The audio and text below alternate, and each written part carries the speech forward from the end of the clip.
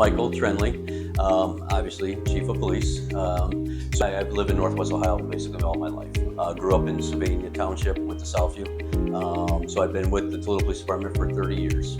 When I took over as chief, obviously we were coming out of a rough time. COVID, 2020, a lot of pushback on police, and so our officers were a little bit hesitant, a little bit, worried about doing their job.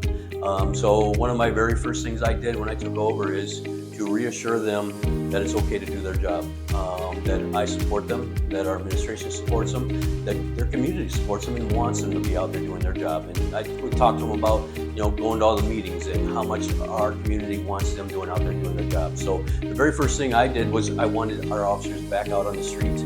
Not that they were ever off the street, they were taking calls for service and everything else, but I wanted them to be back out there being proactive, making those stops, getting those guns off the street, and trying to make our community safer. So those were my very first thing. But then I also wanted to do it with, it's not only just enforcing the law, but also connecting with our community.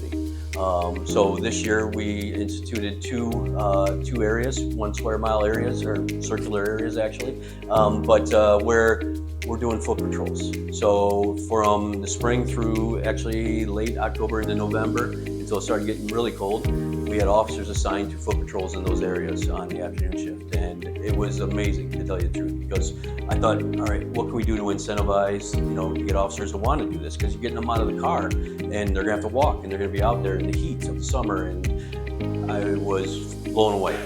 We had way more volunteers than I could actually fill the spots. So that was a pretty cool thing to see that our officers actually wanted to be out there and wanted to connect with the community. And so they've been doing that, and it's pretty awesome to see the feedback we're getting from the residents there, that they get to connect with an officer, see the officer in a little bit of a different light. Those are all great things for us in our community.